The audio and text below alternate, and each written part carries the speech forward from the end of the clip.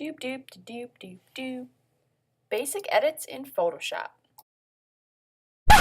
Pause the video, go and download your photo from the drive. Now that I have a photo ready to go, I'm going to open Photoshop by just grabbing this photograph and dragging it right on top to make that symbol dark. Okay, and Photoshop will bounce up and down showing that it's getting ready to load. Perfect. Alright, if you get this thing, just hit OK. And here comes Cam. Nice. Alright, Cameron, you look fantastic, but he is really orange. Some basic tools in Photoshop that you can play with right away is all of this stuff right on the side here, okay? If you want to change colors, hit Image, Adjustments, and you can play with any of this stuff, okay? We can add a photo filter to him. I'm not sure about that color. Maybe we'll go with a hot pink. That would be cool. Alright, okay.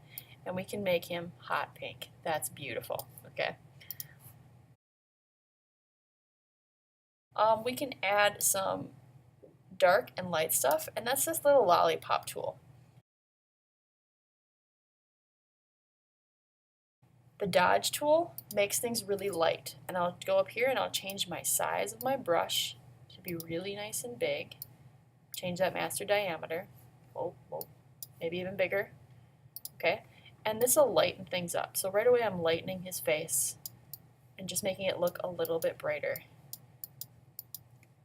Bit of a happier Cam. He looks like he's glowing. He's been touched by God. That's a good one right there. Okay. If you click on that again and click and hold, you can actually go down to the burn tool. The burn tool makes him kind of dark, so I'm going to make that a lot bigger, and look at that. We're adding some dark stuff now. He's got a very dark tan neck. Looks pretty nice. We can darken up his eyes maybe just to give some more definition there. Okay. Add it to his ears. He looks pretty nice. Okay. Another thing we can do is we can actually blur things. This blur tool is pretty awesome.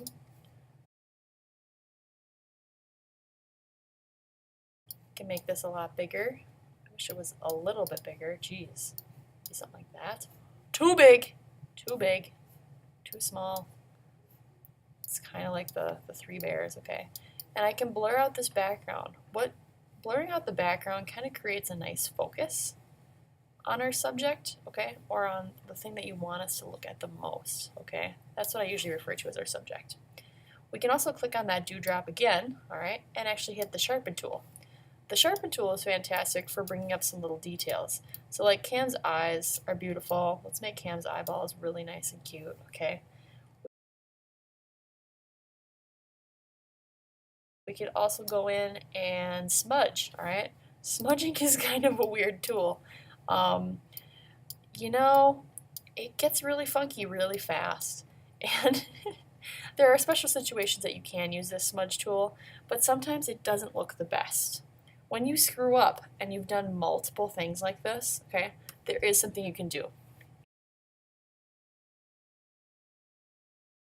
If you go up to Window and actually look for something called History,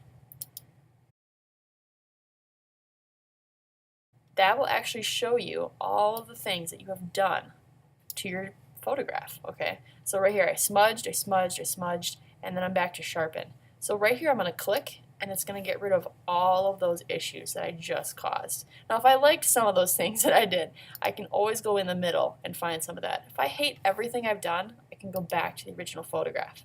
This is also an amazing way to see the differences that you've done, okay? So from right here to right about here where I sharpened, I want to see those differences. He's glowing in a new way. I'm not saying that this is a good thing, but it is definitely a difference that you can tell, okay?